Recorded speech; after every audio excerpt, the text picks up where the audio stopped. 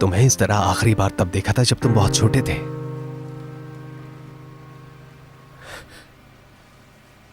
तुम्हारे होठ का किनारा, उसका ऊपर वाला हिस्सा। तुम जैसे अंदर हो बाहर से वैसे ही लगते हो।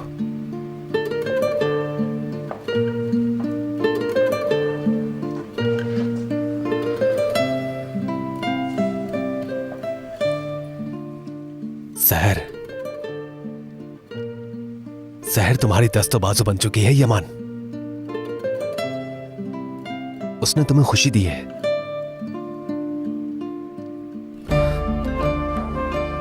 उसने तुम्हें वो कुछ दे दिया जो हम तुम्हें कभी नहीं दे सके।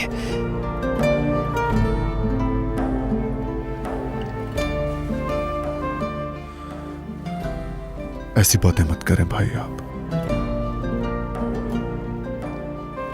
मैं बड़ा भाई हूं, मुझे पता है। तुम्हें पता है यमान,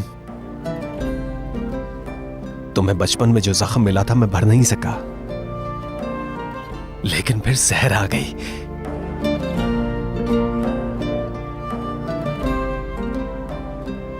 देखो तुम्हारे होठ का ऊपर वाला हिस्सा मुड़ गया है। कोई भी देखकर समझ जाएगा ये सब कुछ सहर ही की वजह से हुआ है। यमान करीमली अब मुख्तलिफ शख्स बन चुका है। सहर का कमाल है ये। उसने तुम्हें सुकून दिया है यमान, सुकून।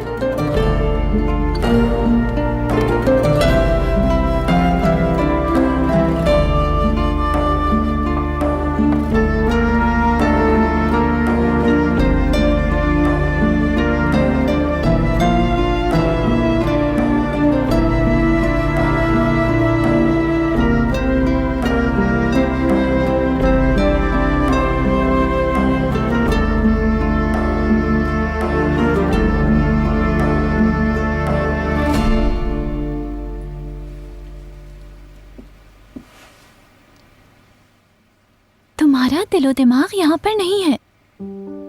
जब कोई इंसान अपने घर वालों या चाहने वालों से दूर हो जाता है तो उसे हर जगह अजनबी लगती है। तुम्हारी हालत भी वैसी ही है। मेरे खानदान में सिर्फ यूसुफ बचा है मेरे पास। इंसान ऐसे ही दिन तो सबसे ज्यादा महसूस करता है अपने माँ बाप की जरूरत को। मैं महसूस कर रही हूँ।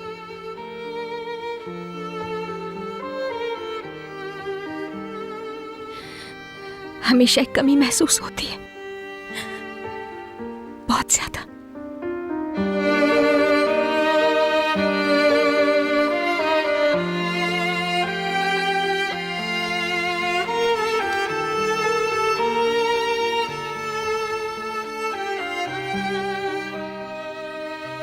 यमान ने उसके बाप की कमी पूरी कर दी, ये बात तो वाज़ेह है। इसे छुटला नहीं सकते कि तुम एक दूसरे के लिए बने हो सहर। ये आपको कैसे पता है?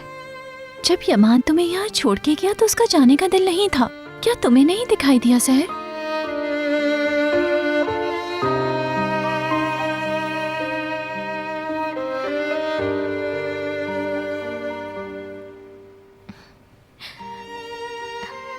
मैं कल की चीजें निकाल लेती हूँ। नहीं नहीं, तुम आज खुद को नहीं थकाओगी। तुम्हें कल दुल्हन बनना है। सहर, तुम मुझे अपनी बहन समझो, ठीक है?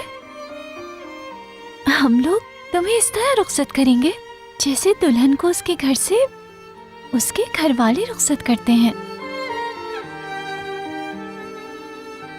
हम कोई कमी नहीं रहने देंगे।